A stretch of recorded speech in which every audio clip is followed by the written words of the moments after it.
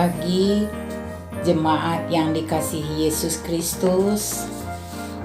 Saya mewakili guru-guru sekolah minggu GKI Pasir Kaliki mengajak putra, putri, cucu, bapak dan ibu usia balita sampai kelas 8 untuk bergabung dalam kebaktian sekolah minggu yang diadakan tiap hari Minggu dengan pembagian kelas sebagai berikut.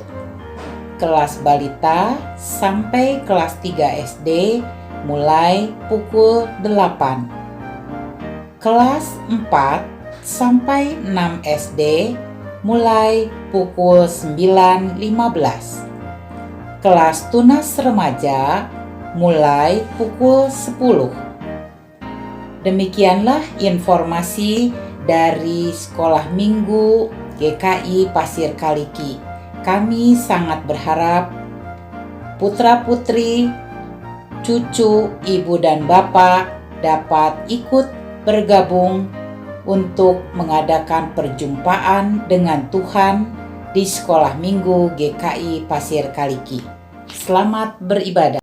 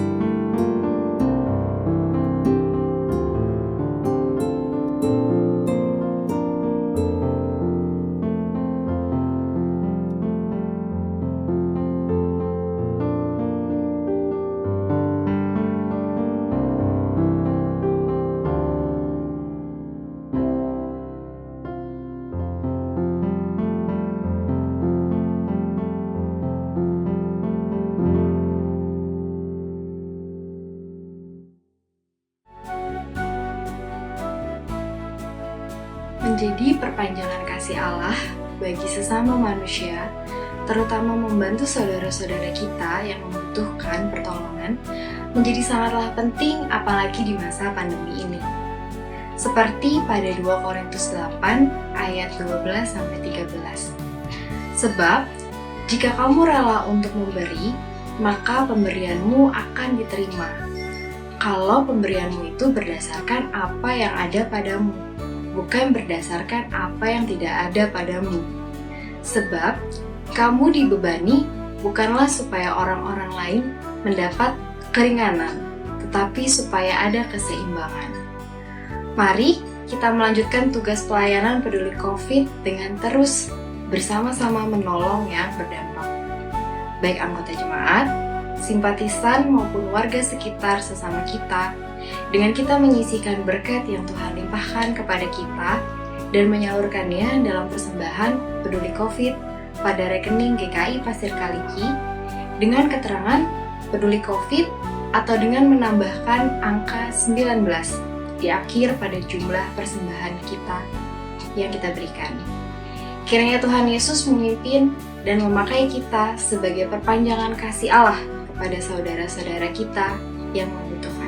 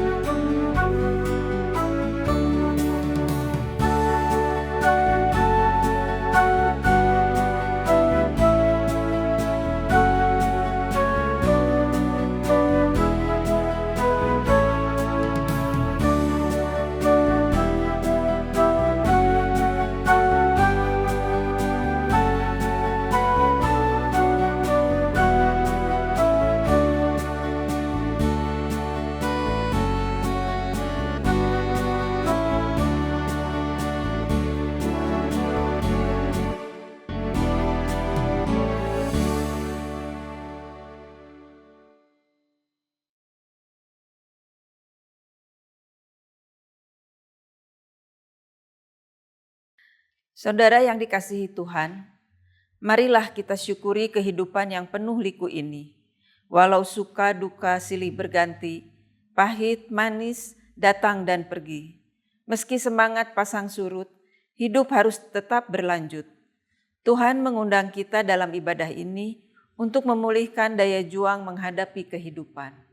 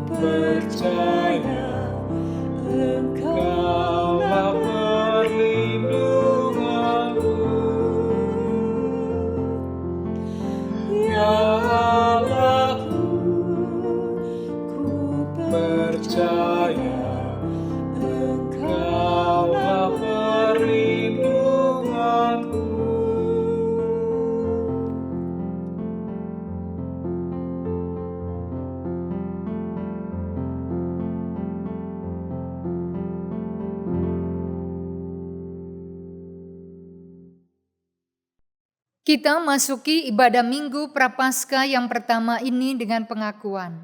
Pertolongan kita adalah di dalam nama Tuhan yang menjadikan langit dan bumi.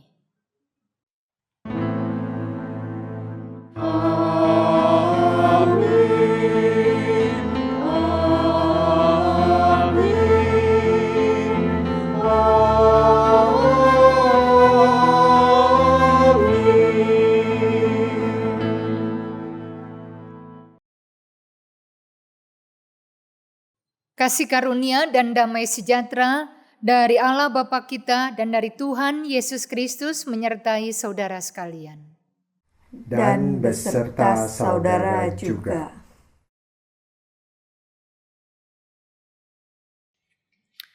Hidup harus diterima dan dijalani. Sepahit dan segetir apapun, kita tidak berkuasa menolaknya.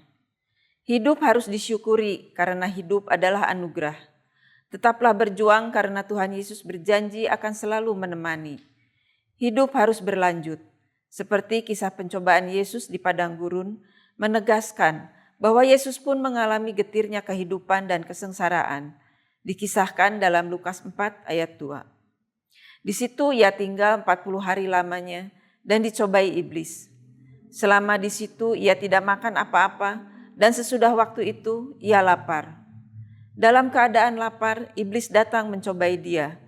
Tetapi Yesus menolak semua yang ditawarkan oleh iblis berupa kenikmatan hidup, kedudukan, bahkan kekuasaan. Kemenangannya atas pencobaan membuat kita memperoleh teladan untuk terus berjuang dalam hidup dengan bersandar pada kasih Allah.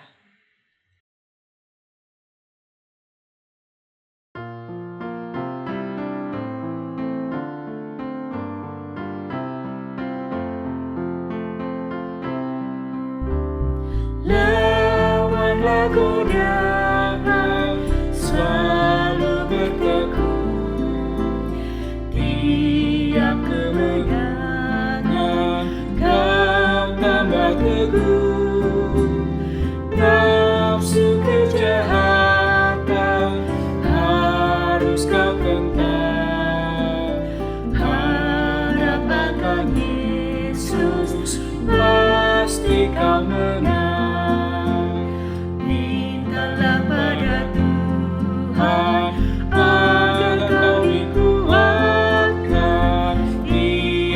Pertolongan, pastilah kau menang.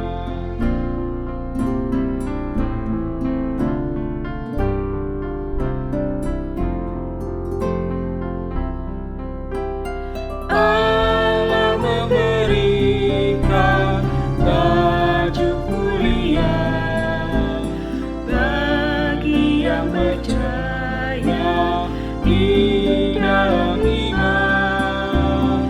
Kristus memulihkan kau yang tertekan. Harap akan Yesus, pasti kau menang. Mintalah pada Tuhan agar kau dikuatkan. Dia beri pertolongan, pastilah kau menang.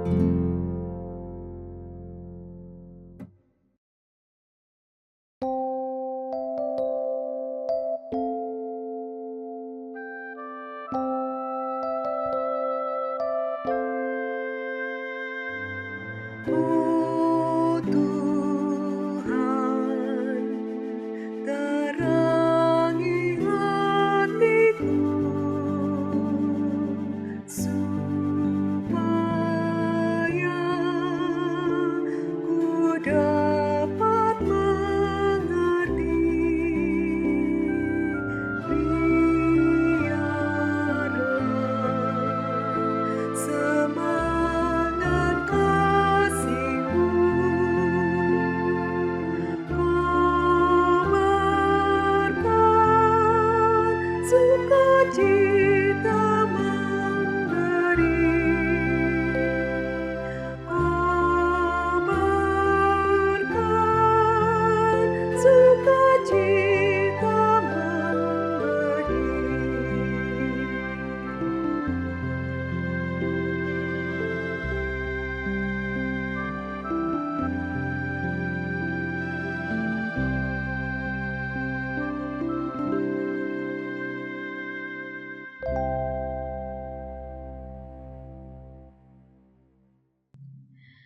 Marilah kita nyatakan tobat kita dengan berdoa.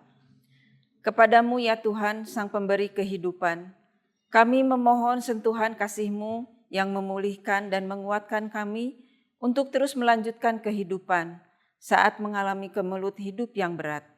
Kiranya Engkau memulihkan dan mengampuni saat kami menempuh jalan yang salah, yang membuat kami tersesat.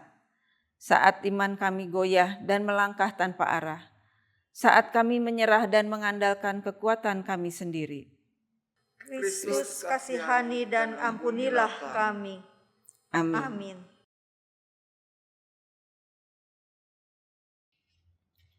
Dengan bangkit berdiri, mari kita nyatakan tekad tobat kita berdasarkan kitab Mazmur 91 ayatnya yang ke-15 dan 16.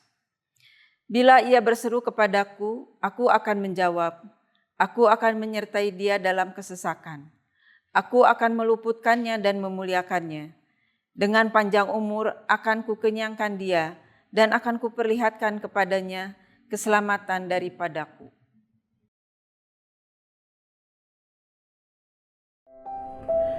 Tak pernah kupinta masa seperti ini, hilang arah tinggallah lara. Waktu merenggut banyak hal, sungguh terasa menyesakan.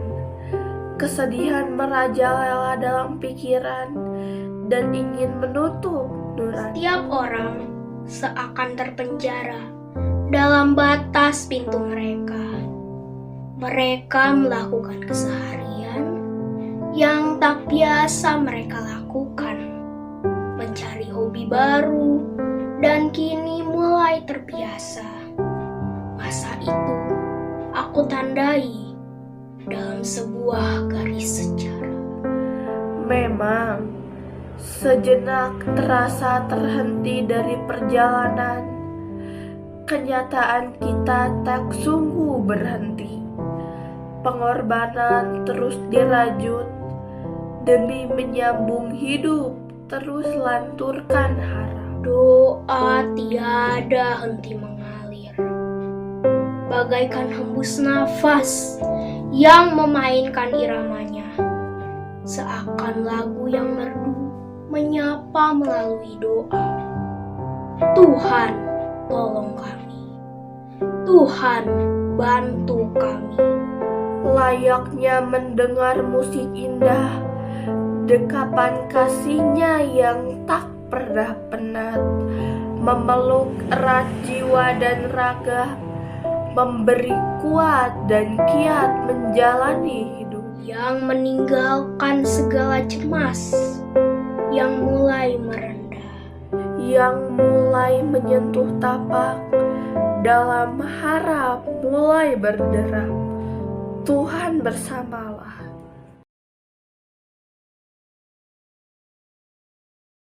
Saudara, sebelum kita membaca Alkitab, mari kita bersama-sama berdoa. Tuhan, kami bersyukur kami bisa tetap hidup sampai dengan saat ini. Walau kami penuh dengan dosa, penuh dengan kesalahan, dan penuh dengan ketidaklayakan. Kami bersyukur dan berterima kasih. Tuhan tetap menerima dan menyambut kami sebagai murid dan pengikut Tuhan. Mampukan kami karenanya mensyukuri akan kebaikan Tuhan dan pengampunan Tuhan buat kami orang berdosa ini. Dan tolonglah kami agar kami bisa menjadi murid seperti yang Tuhan inginkan, sehingga hidup kami sungguh-sungguh dipenuhi oleh Tuhan dan seturut dengan kehendak Tuhan. Biarlah karenanya kalau kami akan membaca Lukas 4 ayat 1-13 ini, Tuhan mampukan kami untuk kami mengerti apa yang menjadi harapan dan keinginan Tuhan buat kami murid-murid Tuhan. Kami serahkan hamba-Mu karenanya di dalam pelayanan pemberitaan firman ini, supaya Tuhan memampukan dia untuk menyampaikan apa yang menjadi kehendak Tuhan untuk kami semua pengikut Tuhan. Amin.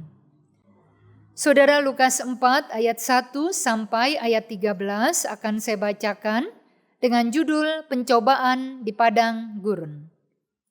Yesus yang penuh dengan Roh Kudus kembali dari sungai Yordan, lalu dibawa oleh Roh Kudus ke padang gurun. Di situ ia tinggal 40 hari lamanya dan dicobai iblis. Selama di situ ia tidak makan apa-apa, dan sesudah waktu itu ia lapar. Lalu berkatalah iblis kepadanya, "Jika engkau anak Allah, suruhlah batu ini menjadi roti." Jawab Yesus kepadanya, "Ada tertulis, manusia hidup bukan dari roti saja." Kemudian ia membawa Yesus ke suatu tempat yang tinggi, dan dalam sekejap mata ia memperlihatkan kepadanya semua kerajaan dunia. Kata iblis kepadanya, "Segala kuasa itu serta kemuliaannya akan kuberikan kepadamu, sebab semuanya itu telah diserahkan kepadaku, dan aku memberikannya kepada siapa saja yang kukendaki. Jadi jikalau engkau menyembah aku, seluruhnya itu akan menjadi milikmu." Tetapi Yesus berkata kepadanya, "Ada tertulis, engkau harus menyembah Tuhan Allahmu, dan hanya kepada Dia sajalah engkau berbakti."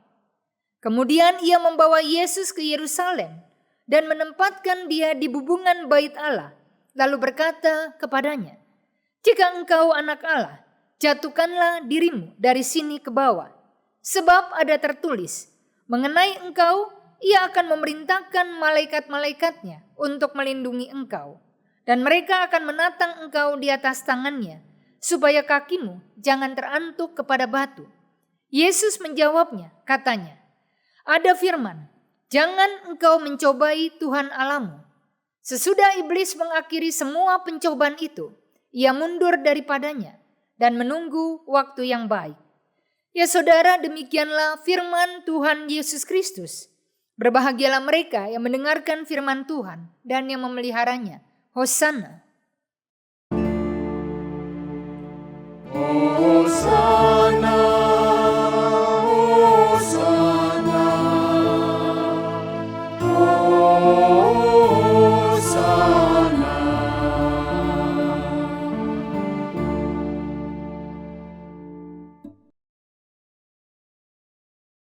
Ya saudara, nats kita ini menarik. Sesudah Allah memproklamasikan bahwa Yesus adalah anaknya yang terkasih, yang kepadanya Allah berkenan ketika dia dibaptiskan oleh Yohanes Pembaptis. Tidak lama, dia dibawa oleh Roh Kudus dari sungai Yordan ke padang gurun. Dan di gurun, di tempat kuasa-kuasa jahat itu berkuasa, Tuhan justru dicobai dalam keadaan amat sangat lapar dan lemah. Setelah 40 hari 40 malam lamanya, dia tidak makan apa-apa. Artinya, penulis Injil Lukas mau menggambarkan perjuangan berat Tuhan yang harus hadapin kuasa-kuasa jahat di kandangnya sendiri, itu di dalam keadaan amat sangat lemah dan kelaparan.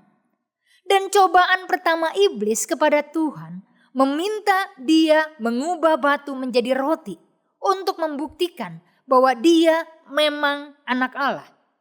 Ya saudara, kalau kita melihat pencobaan pertama iblis ini sebenarnya merupakan ajakan dan juga rayuan agar Yesus mau memanfaatkan dan mempergunakan dan memamerkan kedudukan dia sebagai anak Allah untuk kepentingan dirinya sendiri. Sebab saat itu Yesus sedang lapar. Jadi memakai kuasanya untuk mengubah batu menjadi roti. Jelas ajakan yang amat sangat realistis untuk keadaan dia pada saat itu. Apalagi tindakan itu juga bisa membuat banyak orang jadi terpesona dan tertarik untuk mengikuti dia. Dia mengikuti Mesias yang bisa memberi makan orang banyak dari batu. Tanpa repot-repot bekerja, bertani, itu orang banyak sudah bisa langsung makan dengan kenyang. Pasti ini Mesias yang sangat dibutuhkan, diinginkan, dan dicari-cari oleh orang banyak. Tapi menariknya, Tuhan menolak cobaan iblis ini dengan dia mengatakan, ada tertulis, manusia hidup bukan dari roti saja. Saudara, apa artinya perkataan Tuhan Yesus buat kita? Artinya, Tuhan menghadapi cobaan iblis dengan dia memilih untuk berpegang pada firman Allah dan bukannya mengandalkan kuasa dirinya sebagai anak Allah. Makanya biarpun Yesus betul anak Allah, tapi Tuhan menyerang balik serangan iblis itu dengan senjata yang kita semua juga milikin, yakni firman Allah. Dan teladan Yesus ini membuat dia bisa menghadapi cobaan dan membuat kita juga akan bisa menghadapi cobaan tanpa kita harus mengandalkan kuasa-kuasa apapun yang ada pada diri kita.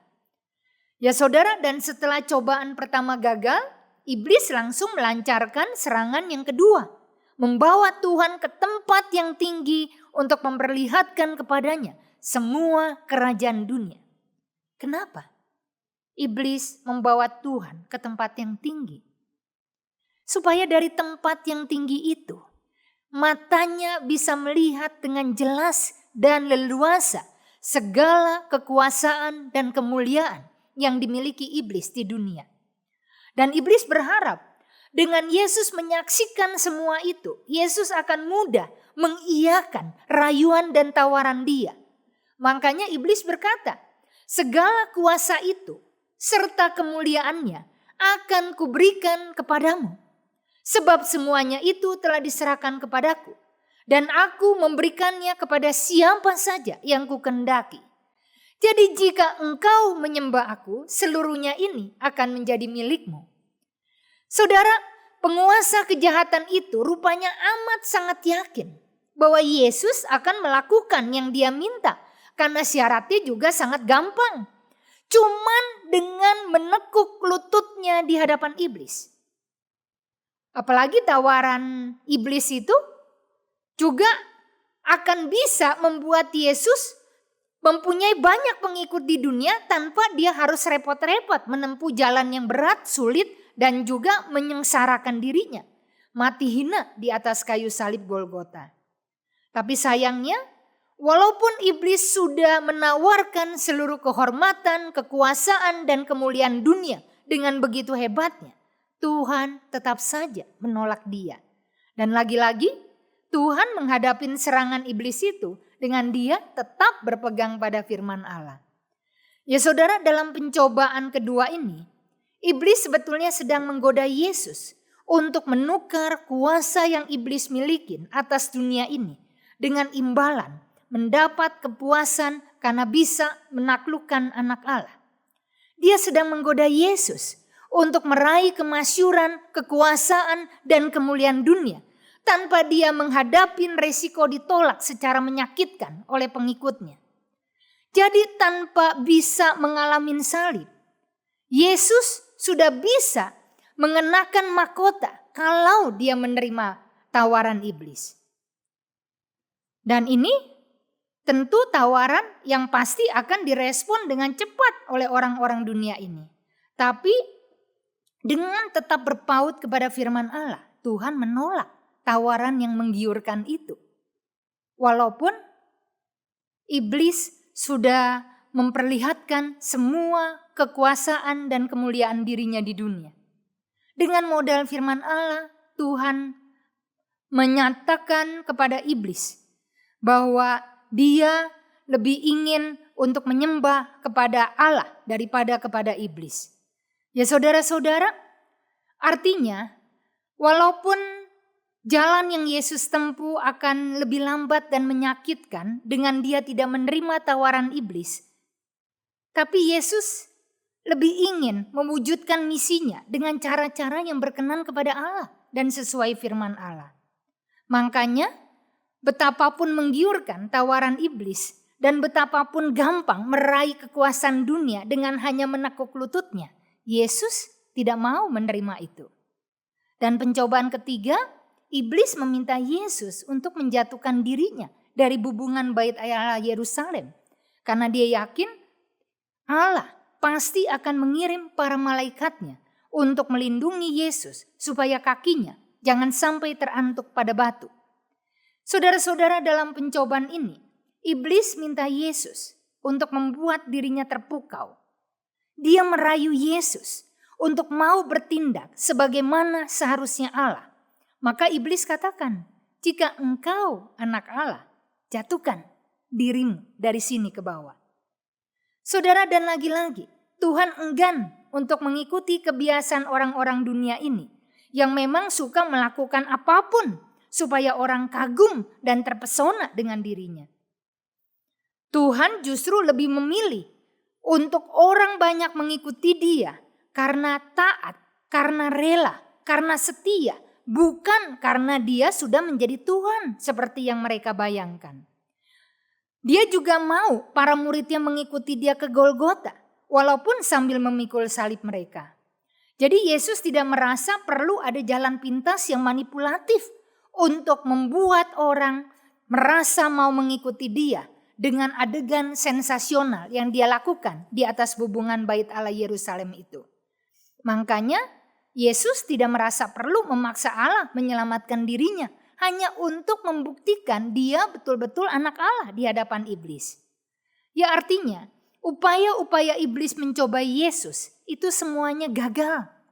Akhirnya iblis pun mundur sambil menunggu waktu yang baik.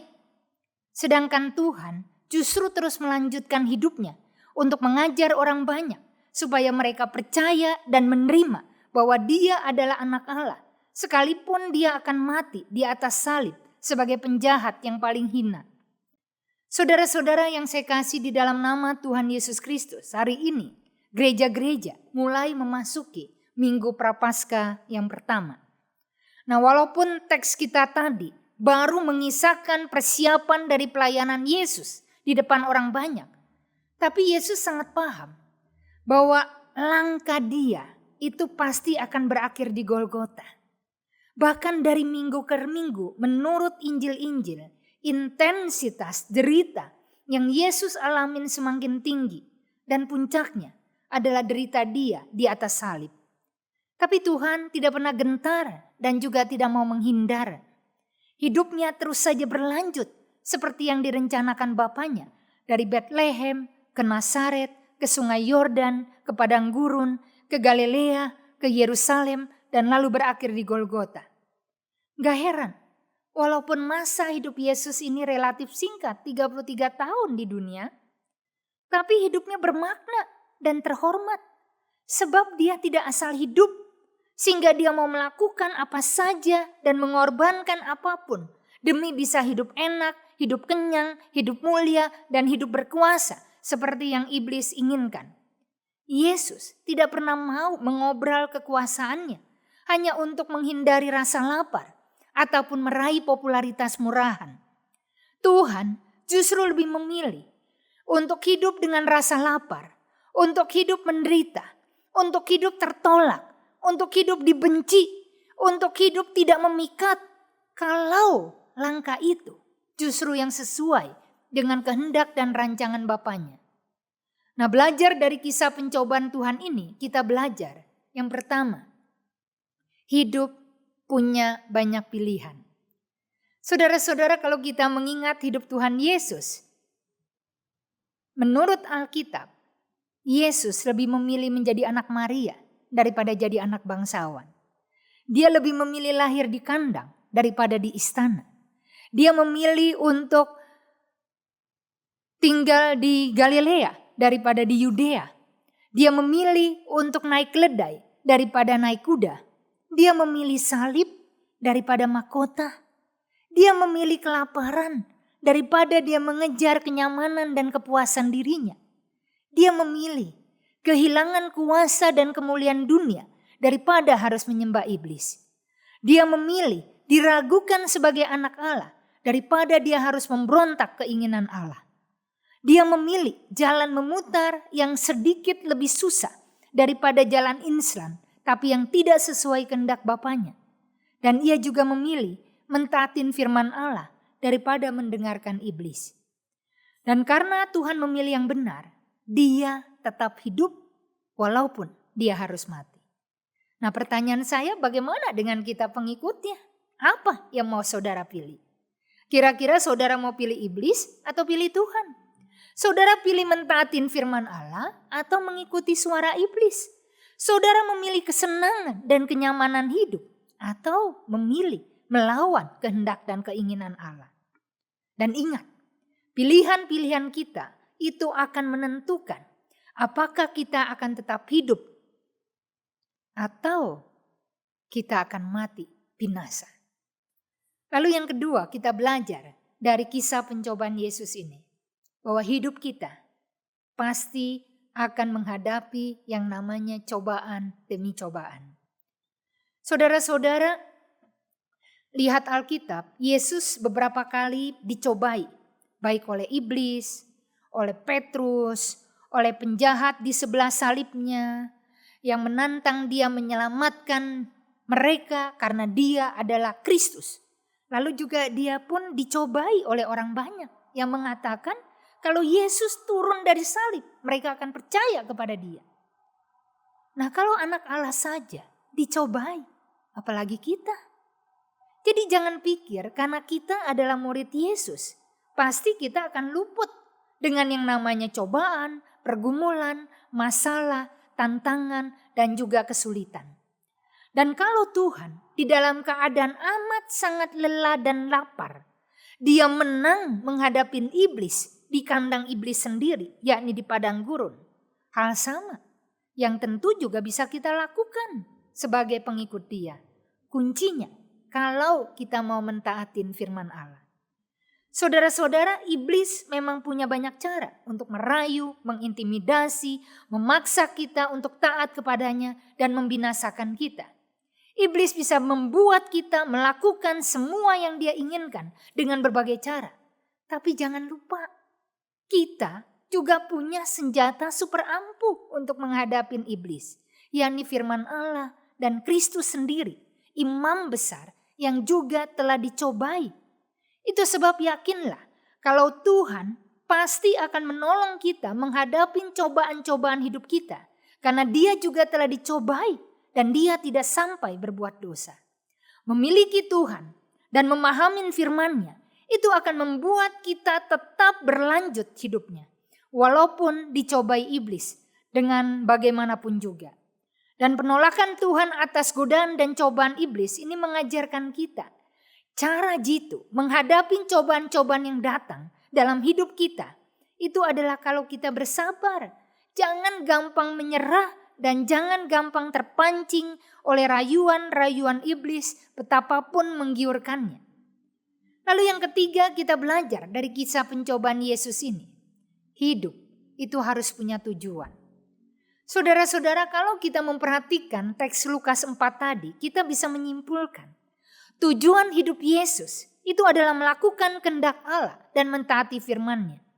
Ini yang membuat Tuhan bisa dengan gampang menolak semua bujukan dan tawaran iblis, betapapun menggiurkannya. Ya saudara, bayangkan saja, sedang lapar berat, lalu ditantang mengubah batu menjadi roti. Dan ini hal yang sangat gampang untuk Tuhan lakukan dengan kuasa yang dia miliki sebagai anak Allah. Lalu yang kedua, Yesus diminta menekuk lutut kepada iblis, lalu seluruh dunia akan diserahkan kepadanya. Ini kan sangat bisa mempercepat misi kedatangan dia ke dunia. Lalu yang ketiga, dia diminta menjatuhkan diri dari bait Allah Yerusalem. Maka semua mata di dunia akan langsung tahu keilahian dirinya. Ini sesuatu yang sangat sensasional dan menarik untuk membuat mata seluruh dunia tertuju kepada dia. Tapi karena tujuan hidup Yesus adalah melakukan kehendak Bapanya, semua tawaran menggiurkan itu tidak berpengaruh apa-apa pada diri Tuhan. Juga kita, kalau tujuan hidup kita itu adalah Allah, ini pasti akan membantu kita fokus pada apa yang harus kita kejar, kita miliki dan kita utamakan di dalam hidup. Tapi kalau tujuan hidup kita adalah ketenaran, rasa kenyang, kebahagiaan, popularitas, dan juga kemuliaan dunia ini, pasti mata kita juga akan tertuju kepada hal-hal yang bukan berasal dari Tuhan itu. Saudara pernah mendengar kisah Nelson Mandela? Di dalam autobiografinya A Long Walk to Freedom, Nelson menceritakan kejadian pada saat dia punya cucu perempuannya untuk yang pertama kali. Saat itu dia sedang menjalani kerja paksa di Robben Island. Dengan kerja yang amat sangat berat, memotong batu-batu kapur di pertambangan di tengah terik matahari yang menyengat dan nyaris membutakan matanya. Ketika itu, hanya satu hal yang membuat Nelson dan para tahanan lain itu tidak jatuh ke dalam jurang keputusasaan. Mereka bekerja sambil bernyanyi-nyanyi, menyanyikan lagu-lagu yang mengingatkan mereka bahwa mereka punya keluarga, punya rumah, punya tanah air, punya dunia luar. Saudara-saudara, di tahun keempat masa tahanannya, Nelson mendapat izin untuk dikunjungi oleh putrinya. Padahal biasanya itu tidak bisa dilakukan. Ketika itu putrinya langsung lari untuk memeluk dia. Dia tidak pernah lagi melihat putrinya sejak masih kecil. Tapi sekarang yang ada di pelukannya seorang perempuan dewasa yang juga membawa seorang bayi perempuan. Putrinya itu lalu menyerahkan putrinya ke tangan Mandela yang kasar dan kapalan itu.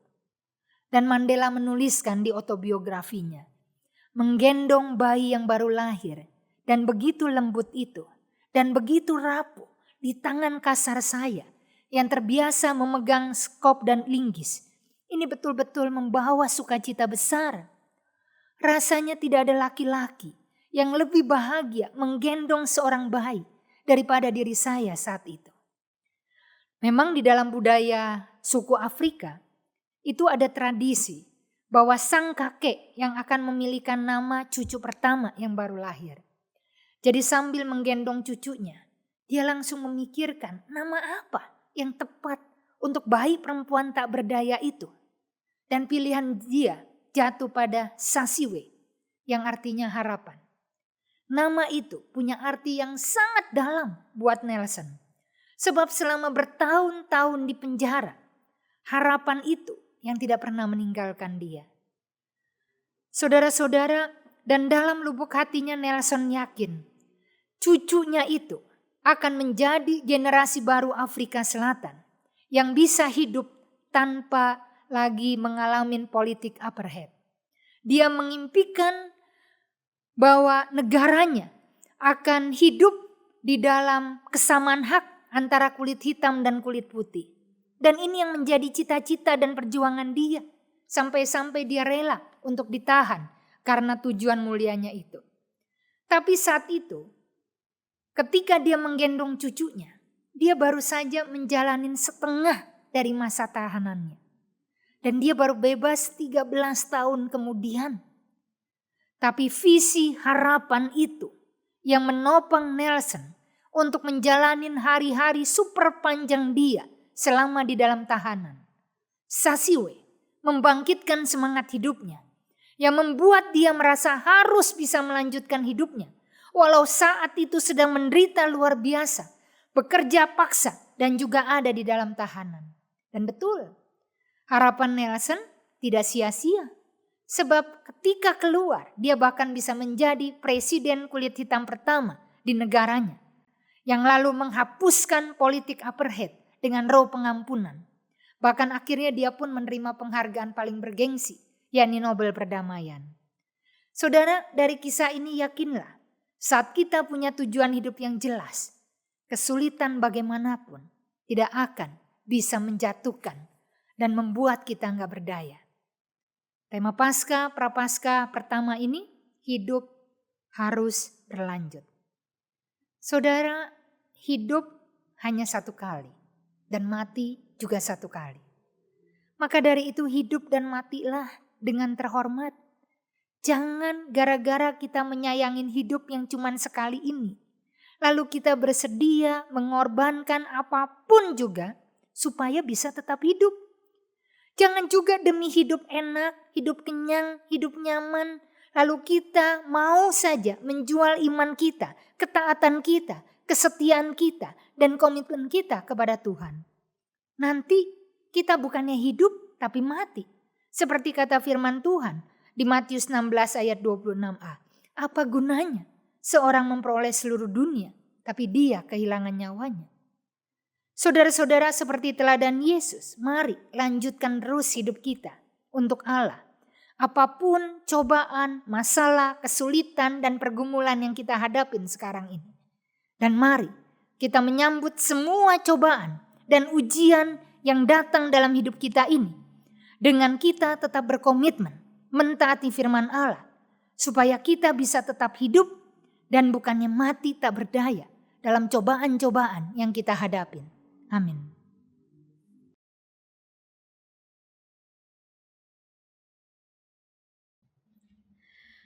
Umat Tuhan, dengan bangkit berdiri, marilah kita bersama dengan umat Allah di masa lalu, masa kini, dan masa depan, mengingat janji baptis kita berdasarkan Katekismus Heidelberg, tanya jawab nomor 1. Apakah penghiburan kita satu-satunya, baik dalam hidup maupun mati? Aku bukanlah milikku sendiri, melainkan tubuh dan jiwa dalam hidup dan mati, milik Juru Selamat Yesus Kristus. Kristus telah membayar lunas semua dosaku dengan darahnya yang kudus dan membebaskan aku dari semua kuasa jahat. Dia juga menjaga aku sedemikian rupa sehingga tak selembar pun rambut akan jatuh dari kepalaku tanpa kehendak Bapa di sorga. Segala perkara berjalan untuk keselamatanku. Karena aku adalah milik Dia, Kristus, oleh Roh Kudus-Nya, menjamin aku kepada kehidupan kekal dan membuat aku dengan sepenuh hati rela dan siap sejak kini hidup baginya. Amin. Saudara, mari kita bersama menaikkan doa syafaat. Tuhan, hari ini sudah Minggu Prapaskah pertama. Ini waktu untuk kami semua mengenang apa yang telah Tuhan lakukan dalam hidup Tuhan yang singkat itu. 33 tahun Tuhan menjalani kehidupan di dunia ini. Dan ada begitu banyak peristiwa yang Tuhan hadapin. Ada begitu banyak kesulitan, ada begitu banyak derita, ada begitu berat pencobaan yang harus Tuhan alamin dan hadapin. Tapi Tuhan menerima semua itu dengan iman, dengan ketaatan penuh kepada Bapa di sorga, dengan juga keteladanan yang luar biasa. Itu sebab biarlah kami belajar sebagai murid-Mu, bagaimana kami harus menyikapi semua cobaan, derita, masalah, kesulitan, rintangan, pergumulan, dan tantangan dalam hidup kami. Dengan kami tetap mengingat identitas kami sebagai murid Tuhan, sehingga kami tidak mudah menyerah. Kami tidak mudah digoda oleh tawaran-tawaran yang bukan berasal dari Tuhan, hanya agar kami bisa dengan cepat meninggalkan persoalan itu. Kami berdoa supaya kami bisa terus melanjutkan hidup ini sampai dengan akhir nafas kami yang terakhir, dengan tetap memelihara ketaatan, iman, kesetiaan, dan komitmen kami kepada Tuhan. Kami karena itu berdoa untuk gereja-gereja Tuhan di berbagai tempat, supaya apapun masalah yang gereja hadapin, apapun kesulitan yang gereja alamin, gereja mengerti apa yang harus dilakukan sebagai wakil Tuhan di dunia ini. Sehingga gereja tetap menjadi teladan, gereja tetap mentaati firman Tuhan, dan bukan melakukan jalan keluar yang instan hanya untuk mendapatkan kemudahan dan juga keluar dari persoalan yang dihadapin. Kami berdoa karena itu untuk jemaat GKI Pasir Kaliki, supaya Tuhan menolong untuk tetap melanjutkan hidup dengan panggilan sebagai murid Tuhan, sehingga tidak tergoda dengan tawaran-tawaran, rayuan-rayuan dari siapapun untuk melakukan hal-hal yang jelas-jelas bertentangan dengan firman dan kehendak Tuhan. Kami berdoa semoga jemaat ini menghidupi teladan Tuhan, hidup dalam kasih persaudaraan, hidup dalam pengampunan, hidup dalam rasa takut kepada Tuhan, hidup dalam ketaatan kepada firman Tuhan, hidup dalam ketulusan, hidup juga di dalam pengampunan dan kasih persaudaraan. Kami berdoa supaya melalui jemaat GKI Paskal, orang-orang dunia ini melihat bagaimana murid-murid Tuhan menghadapi cobaan yang datang di dalam tubuh gerejamu ini dengan tetap penuh kemenangan. Ya Tuhan, karena itu tolonglah majelis jemaat GKI Paskal untuk menyikapi semua persoalan yang ada dengan kacamata iman. Tolonglah juga berikan hikmat kepada pendeta Rewa untuk bisa juga melakukan tugas pelayanan dan untuk juga bisa membuat jemaat ini semakin serupa dengan Tuhan melalui hal-hal baik yang ia lakukan dan teladankan. Kami mau berdoa untuk bangsa dan negara kami, supaya bangsa dan negara kami bisa terus melanjutkan hidup dengan baik di tengah pandemi ini, supaya ekonomi negara tetap membaik, supaya juga hutang-hutang bisa ditagih, supaya juga kewajiban-kewajiban kami sebagai warga negara bisa terus dilakukan. Kami berdoa, semoga kegiatan booster dan vaksinasi berjalan lancar, sehingga akhirnya kami bisa menang menghadapi cobaan pandemi ini. Dan kami mau berdoa untuk juga semua orang yang kehilangan kekasih-kekasihnya di masa pandemi ini. Kami berdoa untuk juga semua orang yang mengalami imbas pukulan ekonomi di masa pandemi ini. Kami berdoa untuk semua orang yang merasa cemas menatap masa depannya, karena tahu apa yang mereka milikin telah tidak ada lagi di tengah-tengah hidup mereka. Tuhan, dalam keadaan apapun, mampukan bangsa kami untuk tetap melanjutkan hidup ini bersama-sama Tuhan. Ini doa kami yang kami bawa dan alaskan di dalam dan demi nama Tuhan Yesus Kristus, Sang Juru Selamat dan Mesias kami. Amin. Umat Tuhan, marilah kita bersyukur dengan menyampaikan persembahan kita, karena Ia sumber keselamatan kita, seperti yang ditegaskan dalam kitab Mazmur 100 ayat 4b. Bersyukurlah kepadanya dan pujilah namanya. Persembahan dapat disampaikan dengan cara mengirimkannya melalui nomor rekening GKI Pasir Kaliki atau dengan memindai QR Code yang telah tersedia.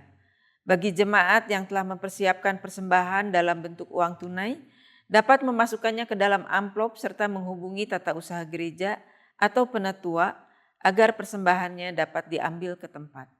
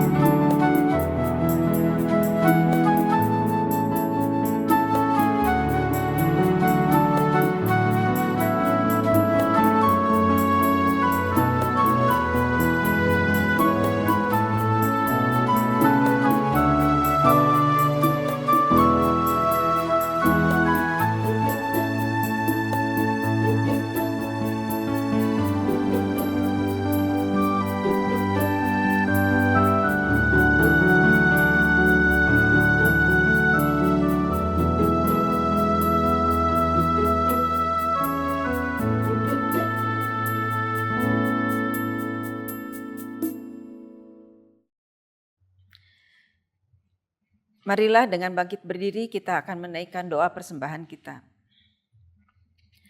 Dengan penuh rasa syukur kami membawa persembahan ini kepadamu ya Allah, menjadi ungkapan terima kasih kami atas segala berkat dan rahmat yang Kau berikan setiap hari. Atas penyertaan-Mu dalam hidup kami, biarlah jiwa dan raga kami seutuhnya menjadi persembahan yang hidup melalui pekerjaan, pelayanan, dan keseharian hidup kami untuk kemuliaan nama Tuhan. Di dalam nama Tuhan Yesus Kristus kami berdoa. Amin.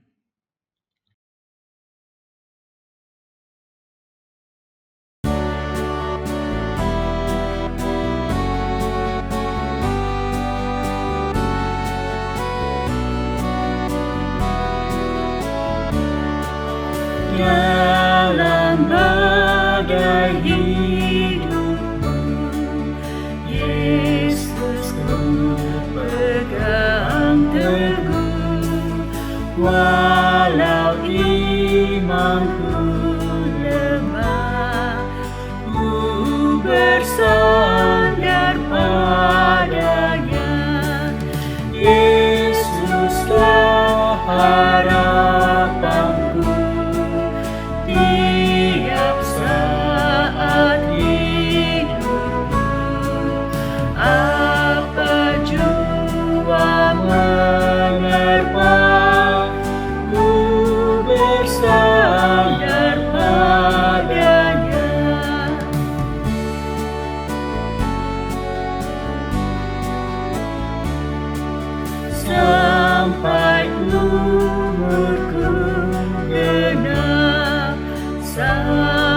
sampai dunia pun lenyap, kini dan selamanya. Ku bersandar padanya, Yesuslah harapanku. Tiap saat hidupku, apa jua menerpa, ku bersandar padanya.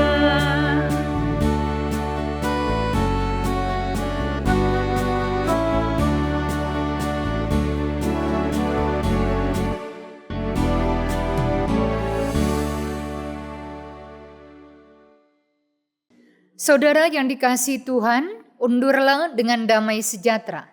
Lanjutkanlah kehidupan di jalan Tuhan. Walaupun banyak tantangan yang akan dihadapin, hidup harus tetap berlanjut, disyukuri dan dijalani dengan penuh pengharapan. Dan sekarang terimalah berkat Tuhan. Tuhan memberkati saudara dan melindungi saudara. Tuhan menyinari saudara dengan wajah-Nya dan memberi saudara kasih karunia. Tuhan menghadapkan wajah-Nya kepada saudara dan memberikan saudara damai sejahtera dari sekarang ini sampai kekal selama-lamanya. Hosiana. Hosana, Hosana, Hosana.